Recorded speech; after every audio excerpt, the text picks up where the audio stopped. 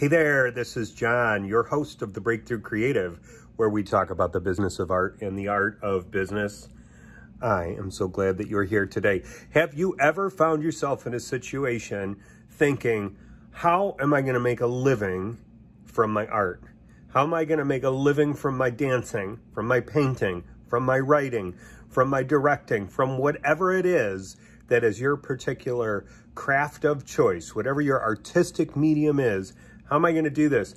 And are there any organizations out there that I can look to that might help me, that might support my efforts? Well, have I got an episode for you? Today, we are going to have an interview with Amy Rogers, who is the director of C Conference, which is Self-Employment for the Arts, which is an organization that connects artists with creative artist entrepreneurs, people who run their own creative businesses, services, as well as people who know how to run the business side of things. So there are lawyers at the conference talking about legal issues, accountants talking about money, all different kinds of people from all kinds of walks of life. And I have been on the board of C Conference now for about the past 5 years, and I've been involved with C Conference for going on 20 years. It is the real deal of an organization for people who are either established and, want some, an extra bump, people who are looking to pivot and make a move into a creative business, or for the student who is just looking for a leg up and trying to figure out how to crack this nut of making a living as an artist. So Amy is just around the corner, and I'm going to stop talking. I'm going to hand you off to me and Amy talking about C Conference. So the Self-Employment in the Arts Conference was created out of this idea. We'd actually done a video series called The Entrepreneurial Artist, where we brought in professional creatives to talk about how they made a living in their arts. And it was so well received. It was a video series back when you had DVDs and all that kind of stuff, and you mailed them out to people and that. And so basically the idea, they were well received, and it was like, this would be great if we actually could make it more live, if we could bring in the professional creatives who are out there making a living doing what they love to do, with what our audience is primarily emerging creatives, tends to be primarily college students. And so if we could bring them together, and that's kind of where the idea of this conference came for, was really in that sense. And since now for 20 years, it's really kind of grown and expanded. It's a 2-day event, and we have everything from, a traditional keynote presentations to your breakout sessions, one-on-one mentoring, small group roundtable discussions. There's a juried art competition and a pitch competition. I'm trying to think if I'm forgetting anything else in there, but really just trying to create an atmosphere over 2 days where those who are wanting to make a living in the arts, or are trying to, maybe they're already out there doing it, whether it's full-time or part-time, and wanting to grow and expand, and connecting them to professionals, visual, performing, literary, media arts, basically the full gamut of creatives, and connecting them with those that are actually out there doing it. So that's the full gist of the conference. It usually, for 20 years, we took place basically February or March for the last probably 15 years. It's been kind of that last weekend in February. We've always been in Chicago or the Chicago suburbs with it, but we bring in presenters from all across the country. Most of those attending are from the regional Midwest area. Yeah, it's stellar. And I probably misspoke when I said oversee the conference, because you oversee the organization. And so it's not just a 2-day event. Like, there's a lot of other things going on during the year, not the least of which are all of your administrational duties to it. So it was this amazing thing that kind of fell into my lap when I was invited to be a part of SEA and to make a presentation. And you are who you were then. Like you're a very genuine, caring person, and you're on top of everything. And at that point, there was another gentleman overseeing it who was kind of your mentor, right?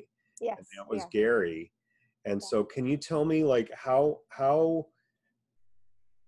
because you're a creative, but I would say that and I'll let you say this for, you can correct me if I'm wrong, but you're a little bit more on the administrational side of things. Like you have great organizational skills, and that's kind of your wheelhouse. So how did this come about for you? Like, how did you get involved in it, and why? Like, what does it mean to you? Sure. So my whole life I have an older sister, and I'm going to go back actually to my very, very, very, very young age. So I grew up in a house, both of my grandparents on my mom's side are actually what I would consider artists. My grandfather it wouldn't have been graphic design back then, but it would have been like under business and advertising, but that's basically what he was. And my grandmother actually went to college within the arts. This was in Cincinnati, and actually designed greeting cards for a while during, in a time. So some of my most prized possessions are actual greeting cards. I think Gibson or something. She got a couple different ones on there, that I have. My sister has all of them, but she's gifted me some. And the reason my sister has them is because I grew up, it just was the two of us. And my sister, at a very early age, I remember in the hallway, there was this painting she did, like at the age of 3, of this person on a bicycle. And they're like, oh my gosh, she's so gifted. And I'm younger, so I don't remember it, but I remember it being there in the house. And she went on, she took art classes. We lived in DeKalb, Illinois. And so NIU has this great art department. So she went to the castle and took art classes there in elementary school. And I was the sports kid, so I came home from kindergarten saying I wanted to play baseball, softball. And so that was me. And here's my sister, just very gifted and talented. And she was, she still is. And she's went on to major, in art, and is a high school art teacher and does just some incredible work. So all growing up, I was more the sports, the business minded, more organizational, as you say. The event planner in me, the planner overall, has always been me more of a math person. But I loved to draw. I just never could compare to what my sister drew. So I think I kind of said, oh, I'm not an artist because that's an artist over there, which is fine. I took my own path. But I played in the band through college. And my husband, who started the video production in business in college, he wasn't my husband then, but we were high school sweethearts. So I'll say that. He's a trumpet player. I was a trumpet player. We met in band. We have a trumpet player as a son, and a trombone and everything else too in there. So we've always been around the arts, and I always grew up around being around people that loved the arts. Even my mom, who's a retired high school math teacher, in her retirement is painting and drawing and taking all sorts of classes and doing, just beautiful work. And so it's just something I was around. And so I go off to college. Steve starts the video business in college. And so even that, from the creative side, a little different kind of art form, if you will, with the media production end of it and around that. And so he was doing this video series for Dr. Gary Ernst, who was my academic advisor when I was in college, and also kind of headed up an student organization I was involved with in college. So I got to know him very, very well, and almost thought of him as kind of like that dad figure too, just because you got to know him really well. He was the same age as my dad, and he'd always ask me about my parents, even today, if I talk to him, he's like, how are your mom and dad? So that kind of relationship with him, just a genuinely kind person. And so he had hired us, my husband, to do the video series I talked about, the Entrepreneurial Artist video series. And so we were doing that series. We other projects as well. And he said, I got this grant. And part of this grant is to do this, you know, arts entrepreneurship programming. It was all around entrepreneurship. It was this big grant. The Coleman Foundation, which is our main funder at that time, was really looking how to infuse entrepreneurship education across the curriculum. So they were partnering with faculty like Dr. Ernst on campuses, more in the Chicago area, but there were some elsewhere in the United States. And so through that funding, the first conference was held. I was not involved that year. It was held at Columbia College. And then this grant came through, and North Central was going to hold the conference the second year. And Gary had gotten enough funding to hire somebody to help administer all these Coleman projects that they were doing, which the C conference was going to, you know, was going to be one of those. And so he reached out to me knowing that Steve was kind of in the startup phases with his video production business, and said, hey, would you like a part-time job? Come in 2 days a week. I live an hour away from campus. I had a 3-year-old and a 2-month-old at the time, and said, hey, come in 2 days a week, come in at 9 after traffic, leave by 2, get home before, work the rest from home. And I said, deal, that sounds great. It's marketing, which is what my undergrad is.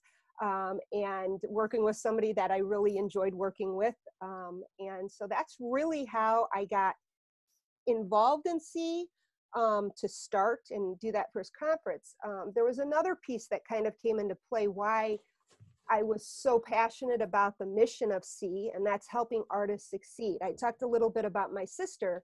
Her first job out of college, and again, this was somebody who I looked up to as far as her talent, just being in awe of her talent. And she'd been selected for some, you know, pretty elite summer programs and some things like that. And so I always saw this tremendous talent in her, and I had the marketing mind.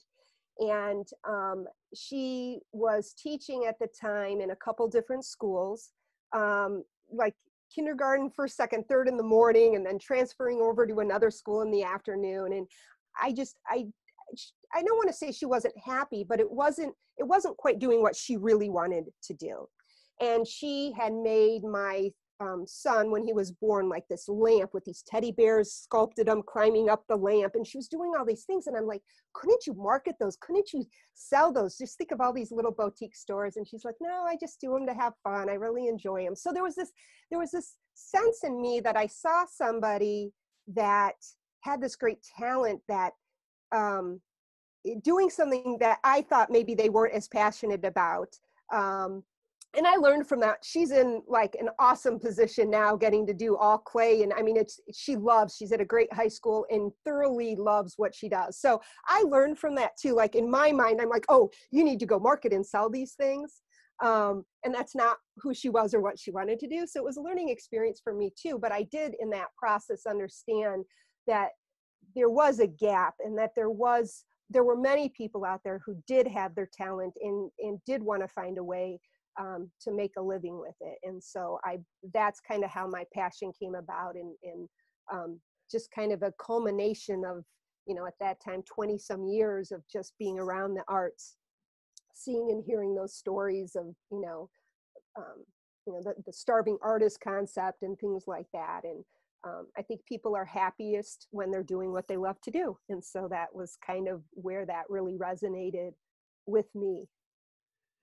That's awesome. And I totally agree. I think that it is a best practice to make a living doing what it is that you enjoy to do, because you spend so much time there. And, you know, I also understand the artists who don't want to do that, because there's something about, I think some people, if they cross that line into making their love into their income, it somehow negatively impacts their art. And then there are a bunch of people who they're clearly built to say, hey, I'm going to go ahead and make a living from my art and my talent and my skill. And it's interesting, you know, the more I think about the word talent and skill, I'm curious to hear what you think of this. I'm less I think that we all have some talent, right? In some regard, we all have gifts, I would say, that are kind of innate. However you want to put it, I just have a gift that maybe you're really good at administrational work and or administrative work. How's that? I want to say it because I grew up in a British household, so I want to get that right. Um, or I had a natural giftedness, it seemed, toward drawing, but I as much as it seemed to be a natural gift, I wasn't very good. It seemed to be I had more of an interest, and the interest is what really caused that talent and skill to grow. So I don't know. What do you think the difference is between talent and skill, or is Yeah. there, or how do they relate? That's an interesting and tough question, because I look at it, and since I said my background was more in sports, and I've coached kids and things like that, and I think if you look at it in a sense, I'll kind of equate it to sports, and like you have that little guy. Let's say I had boys, so coaching baseball, you had that little guy who didn't really come into his size or strength, or didn't have the hand coordination in that first level where the kids are pitching, so he can't hit the ball, and maybe gets discouraged and never moves on, or the kid that sticks with it and because they just love to play, and the skill finally catches up to where maybe their classmates and other people are and things like that, and then they even fall in love with it more. So I definitely think between different exposures and different practices, I think you definitely can become more talented. I do think that there are people that sometimes just like, I'll take my youngest son, Cody, for example. I mean, he can sit down at a drum set and play. He can sit down at a piano and just hear things and play and make it sound good. I don't have that. And I saw that like a natural ability to start. So I do think there's different levels of what we have maybe naturally inside us, but I do think that the biggest thing is what's your love and your passion for it, because you don't have to be the most talented person to succeed at something. But I would say you do have to have a love and a passion that's going to help you get through the downtimes of what it is, regardless of where that talent is. So I'd almost say that's a greater, more important than the skill or the talent part of it, is really your desire to and your passion for it to weather the tough times, to get through it. But yeah, it's a tough one, because I've seen it work in different ways within people. I agree with that completely. I know growing up, I didn't have, I mean, I had very encouraging parents. I had some encouraging teachers, but nobody knew how to guide me. Mhm. Nobody knew anything about special effects makeup, and we didn't have the internet. But there was something, and I don't even know where I learned this from. I just made a decision that I was going to succeed at making money as an artist. Like that was, I'm almost 50, and I think I started to examine that several years ago.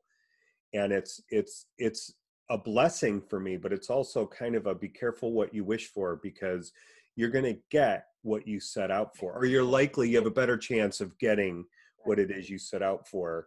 And you and I were actually having a little talk about money and golden handcuffs and things with clients before this. But, I realized that my goal ended up not being special effects makeup. It didn't end up being, I'm going to be a muralist or anything like that. It was, I'm going to make a living as an artist.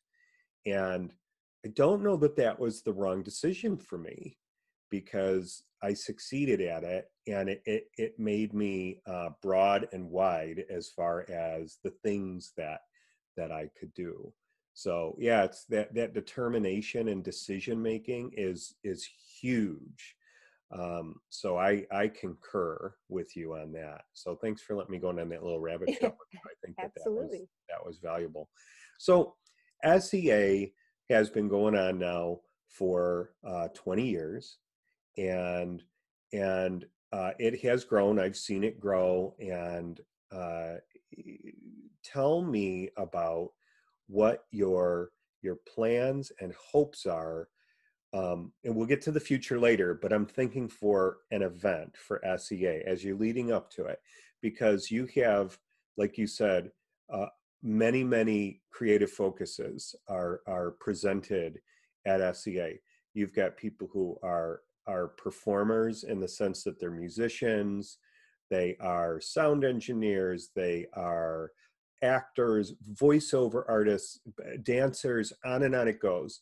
Then you have visual artists and everything that goes into that, between fine art painters, ceramicists, people who work in product development like me, graphic design that's digital, and then you've got authors, and I mean, on it goes, right? Mm-hmm. So you have these 2 days to kind of channel a creative through, and business people through, Mm-hmm. to maybe understand the other side of it. You know, how do you figure that out, and what are your hopes for an attender? Sure. So I'll do the figure it out part first, because I don't know if I don't know if we figured it out perfectly, and I'm going to go on record as saying we never will. We always are like adapting and changing, and if anything, this coming year has taught us, you know, like you really have to do that, because life changes and technology changes, industry changes. So I think the first thing is really, we survey all of our attendees, you know, every year, and have different touch points to hear back. Some of the colleges that attend have students write papers and things like that. So as we go into the next year's event, is really trying to listen, have your pulse from your presenters like yourself that present a lot. I do talk a lot. But you're presenting as you're talking. Yeah. So, you know, that we work with a lot, and then the students, the faculty, you know, the creative professionals, and really hear what, you know, where are things at right now in their industries? What are the needs of students graduating? What are the needs of people trying to look and get into the industry, grow their business? And, you know, then try to think about, look at our sessions that well received and what's the feedback, and then go, okay, you know, let's start putting this together for next year. And are there ways? I think one of the key things I always talk about, like the heart and soul of SEA. And I still remember, this was many years ago. And at the time, a gentleman named John Hughes was kind of the senior one. He was the first, I think, president of the Coleman Foundation. And he was there, and when we were trying to say, how do we market SEA? How do we let people know what it's about? And he kind of said, you know, like, well, it's kind of hard because it's like this magic sleepover that this not kind of retreat sleepover kind of event that happens, that there's just this magic in the air as people are talking and chatting, because for so many that are there, this is the first time they've been in this large of a group, and we can have anywhere, 300 to 400 people. And that includes everybody, sponsors and students and faculty and creative professionals that are presenting, artists that are there to attend, that includes everybody. And it's the first time, I think, for a lot of people, they've been in such a large group where it's more of a positive, realistic, yet positive outlook on making a career in the arts. They're not around parents or friends or things that are saying like, oh, you're majoring in the arts, what? Or, you're going to try to make a living doing that. Are you serious? What's your backup plan? What's your backup plan? And I think that was your mini keynote, is no backup plan this year, and I think that's what they're so used to hearing. And so to be in a group and being able to see this, last year we had over 50 different presenters, to see people who are actually, they're supporting themselves. We're not bringing in the millionaires, that are, the big names and and the lights and, all of that. These are, some of them are, but, these are people that are making a living in their art, with their art, doing what they love to do. And so that's the focus as we put this content together, is to make sure that we find ways to connect people in a more personal aspect than just a presenter up there talking. We have sessions like that, but we've tried to do like these roundtable discussions, the one-on-one mentoring. And a roundtable is just a small group. So you might sit down with John and talk about,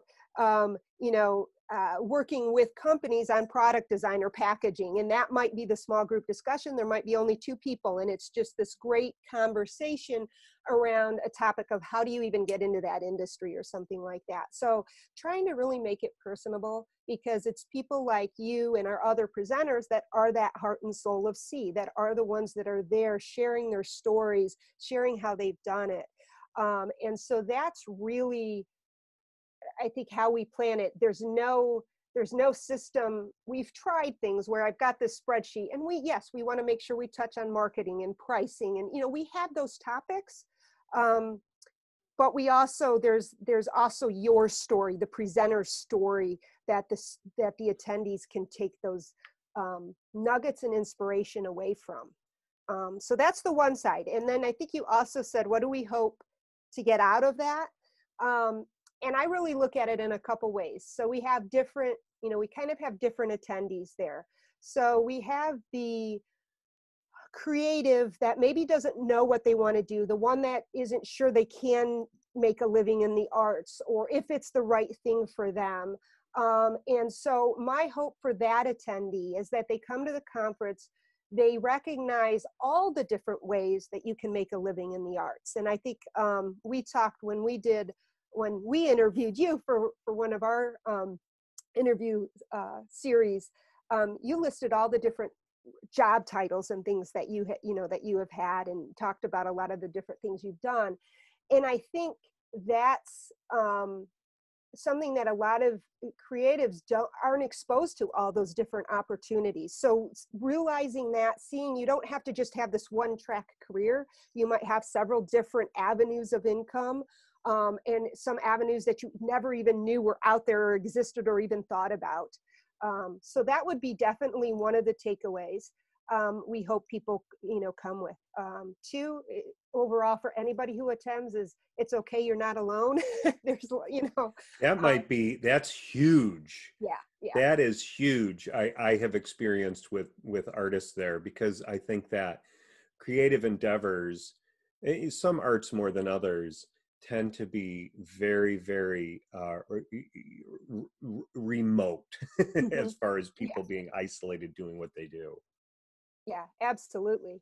And then I hope for those that are ready, that anybody leaving, no matter where they're at, maybe you've already started your business or looking to start, that you've got some sort of next step, that you connected with content, session, speaker, another, a peer that was there, that you have a next step on and moving forward in whatever direction that you're going. And for everyone, that's going to be something different. And so when we put that content together, we think about that. We think about, okay, well, somebody who doesn't know what they're going to do, maybe isn't ready for the pricing or the business plan or the, growing your market or that kind of session.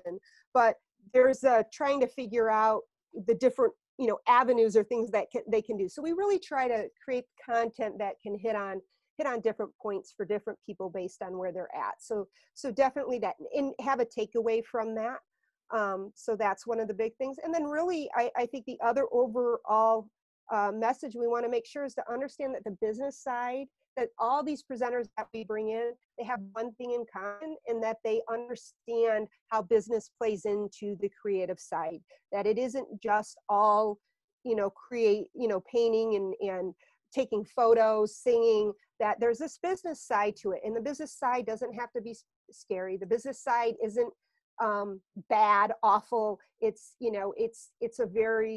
can be very beneficial. It can be very creative. I mean, a lot of the creatives use their creative skills and their marketing and their business planning to succeed. And that's one of the, skills that they maybe have over other business owners, because they do have this creative mind and ability to look at things that maybe are non-traditional with that. So I think there's obviously other things too, but I think those are some of the big keys we hope people who attend, and as we plan, we kind of think about making sure the content we put together, that those are the things they're taking away. I think you nailed it. That's what I've seen and experienced there. Why do you think artists struggle? I should say this, I don't want to make it a broad brushstroke, but it seems like many artists struggle with the business side of things? Why do you think that that is a challenge for the artist? Um, it's a good question. I'm gonna just relate it to, because my husband and I have worked together, and um, I would definitely say he is more on the creative side. Like, he loves to create, his content or his videos. And we just literally just had a conversation. I said, those spreadsheets I put together for you, because that would be where my skill set lies in. I said, have you updated that lately? Because we finally, some other stuff we do, there's some coffee, branded coffee for his outdoor stuff that he does, that the lab just opened up. So we haven't had coffee sales in 3 months because of COVID. And we finally just had some. And I said, have you put those into the spreadsheet yet? And he's like, oh, I keep forgetting to do that. And of course, my head triggers and said, well, maybe if you set a time aside the first hour of every day, or once a week, say, okay, here's the stuff, just dump everything into a file folder, whether it's a Post-it note or something you print off and put into it. And I think it's really sometimes just how that focus is. Like, I think his creative energy is like, I want to go, and when I'm creative and energetic, I want to go do that. And he kind of probably gets burned out, within the day of doing that. And so the idea of sitting down and putting numbers into the spreadsheet or creating a spreadsheet is not something that he's as passionate about as I would be, because that's where I'm like, oh yeah, I'll put together, I'm the planner. That's clearly what I like to do. And I like some creative things too, but that's more my skill set. So I think sometimes you put your good energy into the thing you love most, which is creating. And so now you have to go do something that you don't like as much, and you're already kind of, burnt out or tired, or just, oh, I'll wait to do that kind of thing. Just because it's not as fun, or it doesn't give you as much reward to it in your mind up front. Now, the better you are at it, the financial reward, or the kind of work you get to do, or whatever it is there down the road. It's just not as immediate, as tangible. I also look at it too, because I think about, just as a parent and raising kids and seeing the different ways. I have one who's a big math one, and my other one didn't like math as much either. And, so sometimes I think it's just, whether it's a bad experience you had with math, because I'm going to use math because I have a really, really good friend who, is just not a math person. And we've talked about it. And she had some bad experiences growing up around math, where she thought she wasn't smart at math. And that's not the case. It's just, it may not be the thing you like or come click, as easily with. So yeah, it's a tough one, because I don't like to stereotype anybody, and I've heard plenty of stereotypes around artists, but I've also seen all these artists that are really, really good at business. So to me, kind of that wiped away the stereotype that, oh, artists just want to create over here and don't want to, no, that's not necessarily the case. It's just more, I think, where that energy is put, and the energy that gives you the most, the activity that gives you the most reward, is what we all tend to, put our energy to. Totally. I agree with that. And I would say too, that going back to your our conversation a little bit earlier, where we were talking about talent versus skill, and kind of equating desire as the glue there. And I think desire fits in here as well, where it's like, oh, I don't want to do my books, but I have to do my books if I'm going to run my business, because I have to be able to have some order with which to report to the government. And until you can afford a bookkeeper, if you want to do that, if you want to do a business, you kind of have to learn a lot of things that you're not comfortable with. And desire does that. So yes. That's pretty cool. Necessity is the mother of invention. So yeah. I guess if you desire to do something and you need to figure it out, you're going to go, okay, I'm going to figure this out. I'll go dig in. And it's amazing what you can do when you jump into it. But I do think artists, maybe artists as much as anybody else, where there's the stereotype of the starving artist, and you're not good at math, that we tend to take on these titles that people give to us, and we accept them until maybe we're a little bit older and we get fed up and we decide to change. But it can definitely be something that sidetracks us, delays our growth, or maybe even pushes us out of it entirely. Well, So. and I think, yeah, and my tip would be on it is like, again, since Steve and my husband and I've worked together since, he was in college on stuff, and we have a good balance. And there are great, and I don't want to not, because there are great things he does business wise too. So that when it comes to some social media stuff and things, he is so much better than learning those skill sets and doing that. But it is that desire, it's that desire behind it. Is I would suggest, whether it's a spouse, a sibling, a good friend, is having somebody kind of be that check for you in terms of, are you doing what you're supposed to do? Are you making sure you're staying on top of this? Those kind of things. And for us, it's easy. We're in the same house every day right now, but so those kind of things, I think can help if it's something that you don't enjoy or aren't good at, or I know we share a same calendar with stuff. So I know today it said, quarterly sales tax, and that's Steve's note to himself to make sure that even that he does that. So some of that kind of thing is just scheduling it into your calendar and making sure you do it and creating a routine with it, and knowing that's part of your work routine. You're good.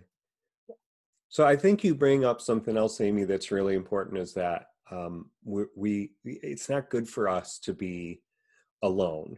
And I don't mean in the sense that we go and take some time and we're working on our work and there's things that we do alone. But when we are, it doesn't matter if you're creative or not and you're running a business, you can't do it all on your own. Now you're responsible for it if it's your business, but it's wise, I believe, to have an organization like SEA that you can check in on to see, like you said about the conference itself. It's like, oh, I'm not alone. Like, that's huge. And then beyond that is to have a support system like you and Steve have at home, where you guys are a good balance for each other. I know that I have friends who are incredibly supportive of me, and they pick up areas where I am not necessarily good, even though I think I'm too good at many things, and I'm not, right? And so I try to be realistic about what I should be doing or not be doing. And so I have somebody who does my books, I have somebody who does my taxes, I have resources, and they're not all friends. Some of them are like I have a professional accountant and whatnot. But I think one of the tricks is knowing, what am I good at? What should I be spending my time at? And what can I afford? Like there's all of that stuff plays into it. Yeah. So, Absolutely.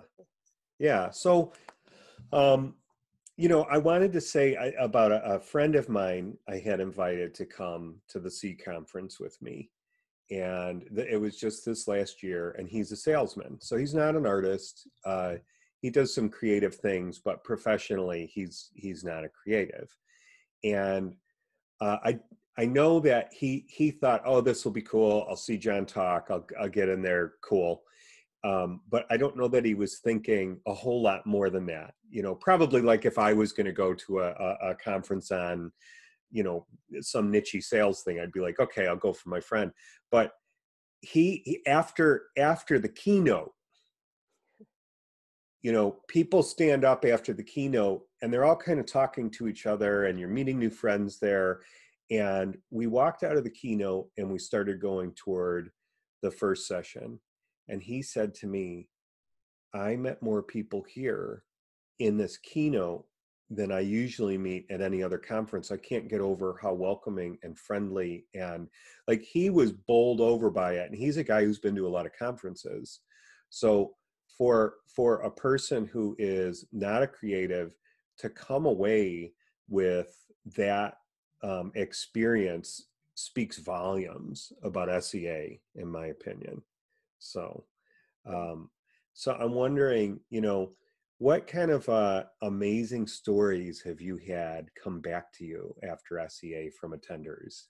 Yeah. And I give credit to a lot of that is, and I'm not really sure how it all came about. I think really was, we've kind of created this family of presenters, family of faculty, family of sponsors, you know, so we've family of volunteers. I have a student intern that still, I think she's only missed one. She's not a student intern. She's a mom of two now. So, I mean, but she was a student intern years ago and she's only missed one. And that was the year that she had just given birth.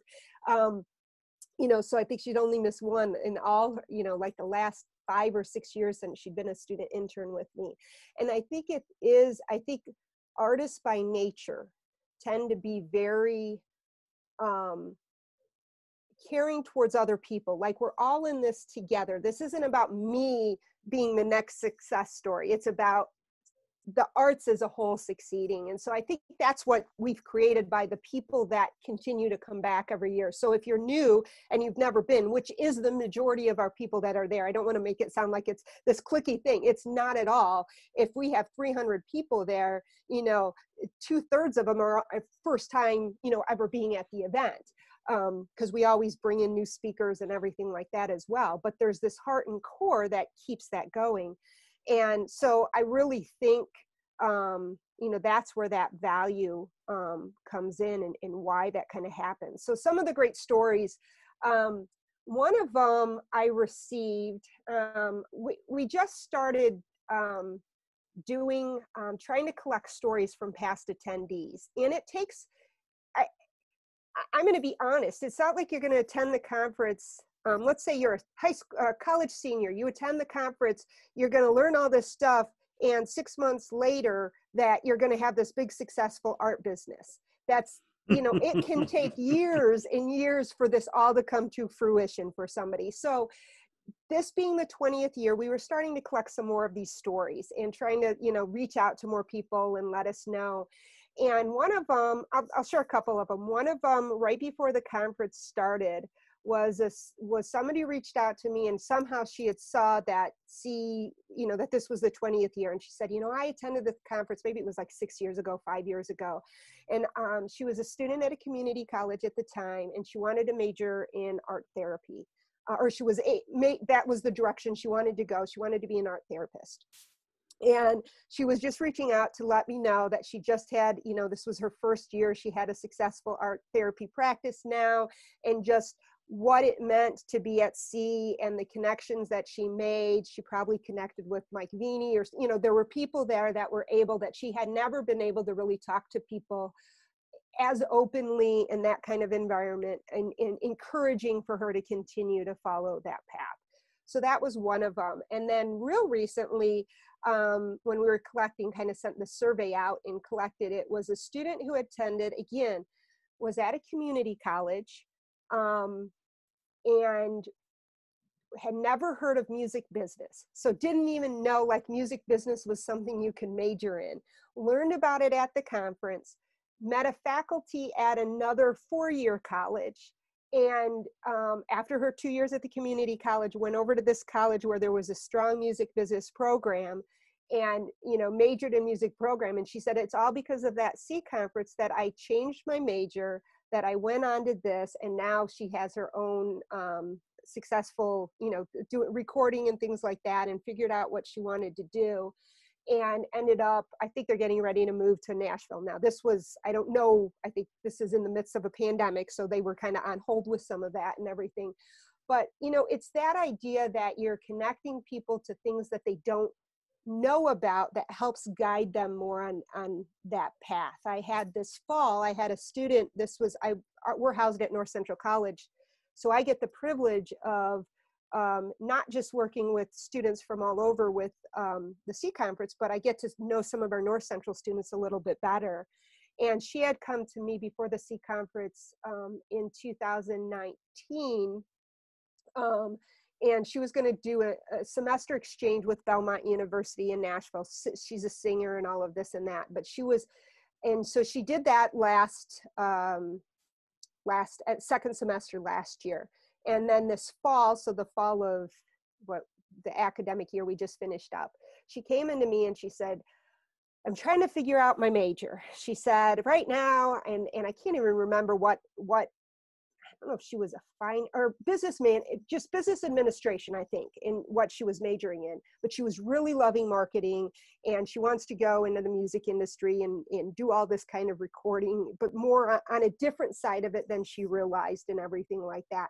And so being able to help connect her to people and being able to really have those conversations to help steer and guide, I think are the big aspects to me that I really hear those stories. And I'll do one more. Can I do one more? Please. Okay. There's so many.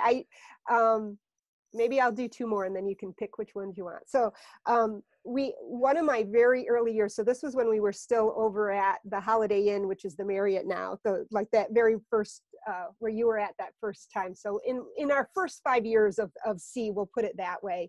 And this woman called, she got lost to the conference, trying to figure out how to get there. And she did these ornate greeting cards, just so cool and ornate.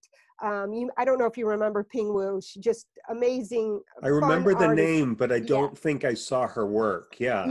She was a designer. She went on years later to be on Project Runway and everything. Well, we met up. We were out in New York, which is where she was at. This was, maybe 8 years ago, 6, 7, 8 years ago, and met up with her and kind of did an interview with her. And when we were talking to her about her experience at C, and she attended, I think, 2 years in a row and then moved out east. And she said, Libby Plattis. And Libby was a speaker that we brought in from California to talk about pricing. She goes, I'm still in touch with her today. She's still a mentor for me today. And I was blown away by because I didn't know that. So here she was, for the last 5 years or whatever it was during this time period, had stayed in contact with this presenter that she met. Ping at the time was living in the Chicago area. Libby's from California. And then Ping moves out to New York. And here they are still kind of communicating on occasion, if she had a question or this or that. And I just was like, I guess when we got into this, that was something I didn't realize would happen. And then I continue to hear those stories. And that's where it leads to the other story. And I think about some of our presenters and some of the connections and the collaborations that have happened, with our presenters, even not just our attendees or attendee to presenter, but presenter to presenter, and the different people you've had on podcasts. I watch, I see one of our presenters will post something, and then I see a comment from another presenter, which I know they met at C. And I'm like, it's so neat to see this supportive creative community that just extends beyond, and that connection was made at C. To me, that's probably the most rewarding aspect, besides hearing somebody who attended and now is doing what they love to do. So. That's awesome. That's a lot of really good stuff. Yeah. I mean, really good stuff. So what is next for C? As if I don't know some of that. So I am inside C, I'm on the board, and we've been having conversations about this, but obviously we had our conference in February. It was awesome. And a few weeks later, we're all locked inside our houses. Mm-hmm. So I hand it to you. Yeah. So, and I really think probably like many people, my mindset, has gone in this, okay, we're going to weather the next couple of weeks, and then we'll see, we're going to be back at that time when March 16th, 15th, 17th, whatever happened. I don't think any of us would have ever, there may be people who were better educated than I was on what this meant, but I certainly did not feel like February 2021 was even in question of whether or not we would have an in-person conference or not. That wasn't, like what C would look like in the next 12 to 18 months would be what we always knew would just be these next immediate months that might be different, which was really our downtime because we were coming off the conference and we're pretty, we're wrapping things up, but we're not doing a ton of programming at that time. And so really just kind of waited it out, and just kind of assumed we'd be back. And then as time goes, and I'm like, this isn't getting, better, and what's the fall going to look like. And as I'm seeing, because I work at a college and I have two that are going off to college, or one in college and one starting college, I'm seeing all these plans from the colleges coming back. So we did a survey early on of our faculty to kind of get a sense of what the pulse on their campus was. Are you even next year? Like, I knew I probably couldn't take students and travel anywhere. And I knew this, you know, definitely in April, that was going to be very unlikely. Colleges were, you know, budgets concerns, you know, safety concerns. We hosted the 20th annual at Columbia College downtown Chicago, which was such a great location. We were hoping to be there back. We were, you know, in conversations with them to be back there in 2021. And we knew, you know, what college in the world is going to say, yeah, bring 300, 400 people from across the country to our campus, no problem. So we began to see that this wasn't going to be possible to do an in-person event like we'd known, for many, many, many different reasons. But we were also seeing and hearing kind of the struggles that were out there. The arts community has been hit horribly hard, especially those that rely on that live in-person performance, you know, that kind of engagement. And so really just kind of listening, you know, is what I did a lot, and reaching out and listening, like, to our board. We have an advisory board made up of educators, artists like John, you know, other business people, and just really kind of getting that pulse and that sense, and listening and hearing, and then saying, okay. And we asked in the survey to the faculty, you know, how can we help you? What can we do for you? And this was April, and even since April now, you know, that's changed, because a lot of people still don't know, are we in person in fall? Are we more online in fall? Are we some combination? And what we decide today, is that really what it's going to be like in August and September and October and November? So we really sat down and kind of looked at all that. I've been fortunate enough to be part of a weekly call that the Emily Hall Tremaine Foundation has put together, of other art organizations that hold conferences and events similar to ours. So I've listened more than I've shared. I've shared a little bit, but just the wealth of knowledge there, to hear what other people are dealing with, struggling, what the arts community needs, how they're addressing those challenges. And so we've really kind of come together, and with the vision and focus of what our mission is, and keeping that basically to help emerging creatives gain the business skill set, connect with people, you know, so that they can, you know, succeed in what they love to do, is our mission. And we've expanded that more to also address the more immediate needs of the pandemic. And, you know, the mental health aspect is something that's always very close to C, and we always talk about at the conference, but even more so now. How does that, you know, what's that affect?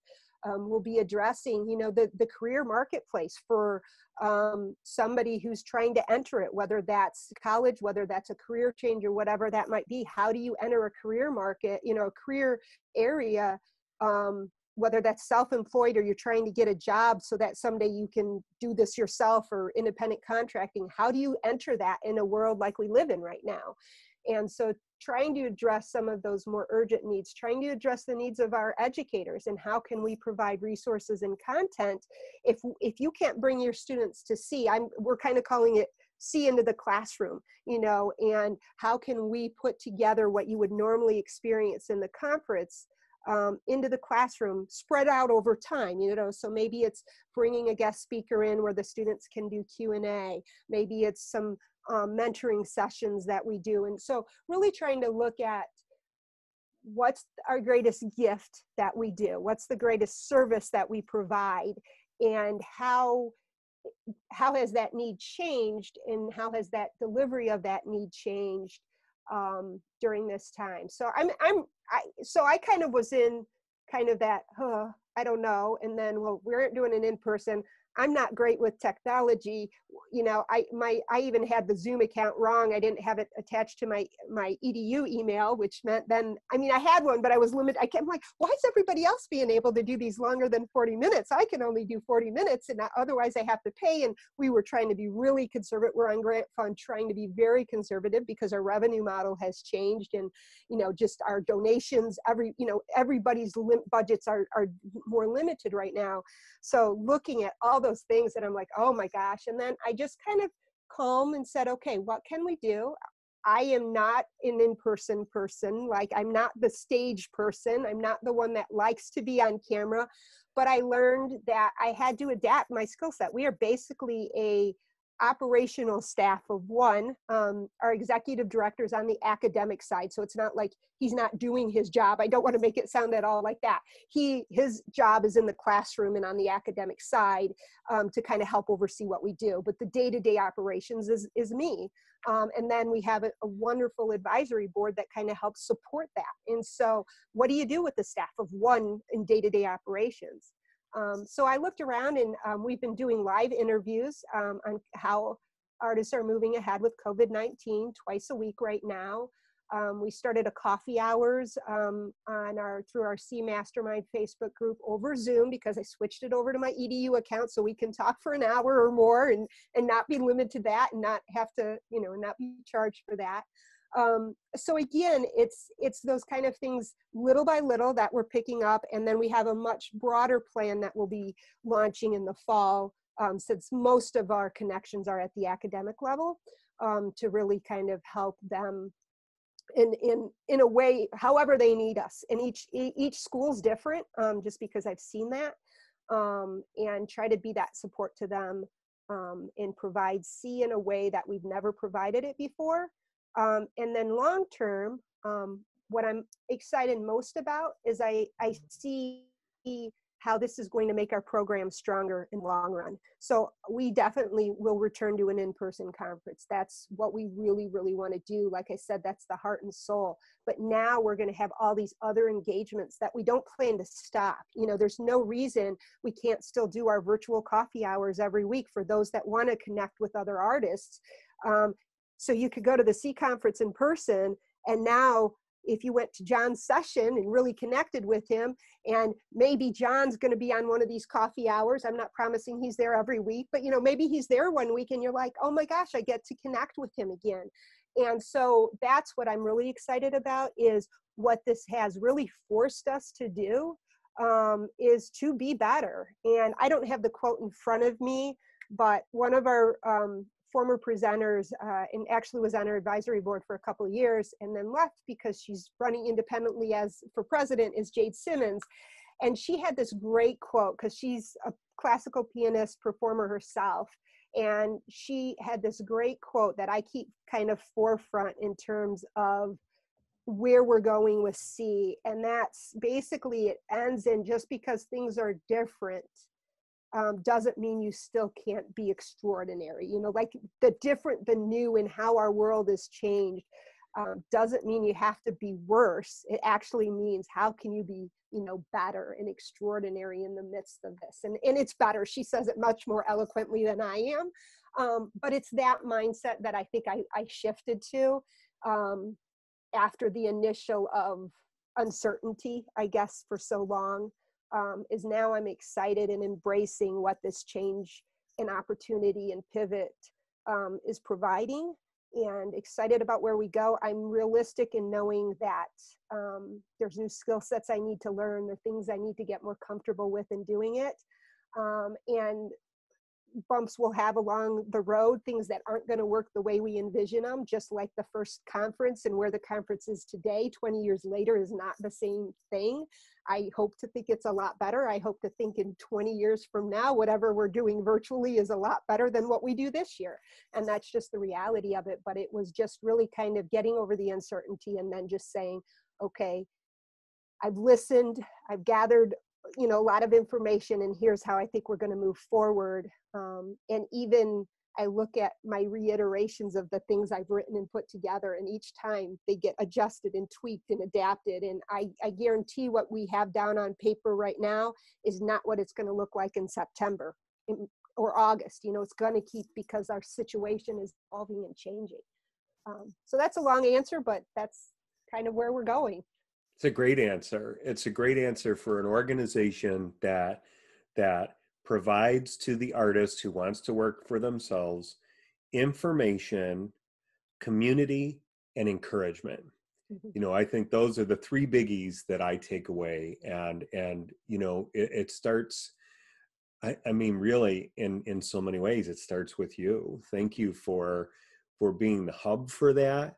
Thank you for caring for and loving artists so much. And you know, as we're beginning to wrap up, I'm wondering what might be the best advice that comes to mind to give to an aspiring entrepreneurial creative?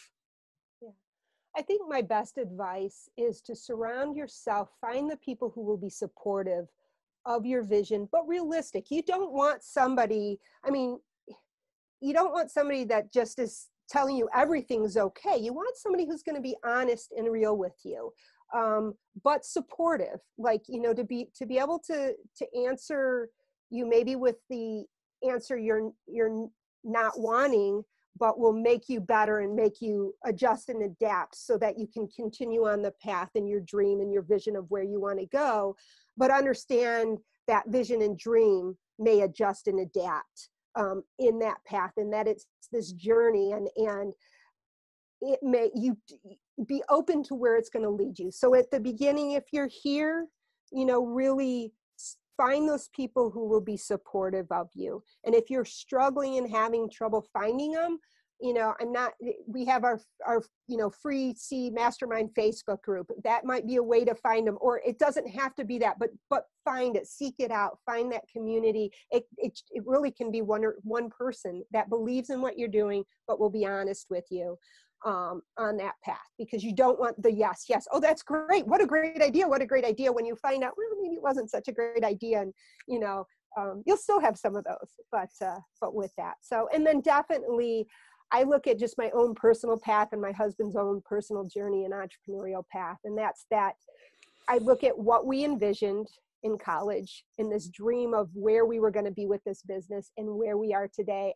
The journey has been amazing. It's not been the exact path at all that we would have thought. I'm happy where we're at. And it's really been about that journey and the stories and the triumphs and, you know, some of the challenges and tough times we've had through it all. And just be open to knowing that's just what the life might entail. And that's okay. I think that's what most of us would say it is, and what it's about. Yeah. Oh, that's great advice. Wisdom through experience, for sure. So if somebody wants to find SEA, where can they find it? Yeah, so the easiest is our website is selfemploymentinthearts.com. So that's all spelled out, selfemploymentinthearts.com. So that's an easy way. But we also are on Facebook and Twitter and Instagram. But I'm going to be honest, we're right now heaviest on Facebook. And that's, I believe, SEA Conference. If you search that and Self-Employment in the Arts, I think will come up both of those ways with it. And then, like I said, there is the closed group Facebook group on Facebook as well. And those are where we predominantly post the most. We'll be enhancing some of the other areas as we move forward with that. But there's links on our website to all the social media accounts that we have. And Amy is all over all of those places. So you can, if you want to reach her, you can find her there. Yeah. And the email is the easiest is info@selfemploymentinthearts.com. So if anybody has questions or needs any of that, just feel free to email me. Awesome. Thanks so much for being my guest, Amy. You rock. All right. Thank you, John. So do you. Amy is as genuine as they come. And she has an incredible love for the arts and a love for artists, and is a real advocate for artists who are entrepreneurs. So if you find yourself in both of those categories, I really, really encourage you to check out selfemploymentinthearts.com. You're going to find all kinds of resources and relationships there that are going to benefit you in your creative and entrepreneurial journey. So That's this week's episode. For the Breakthrough Creative, I am John McDavitt, and I encourage you to get out there, get to work, and make a living from what it is that you create. Have a great one.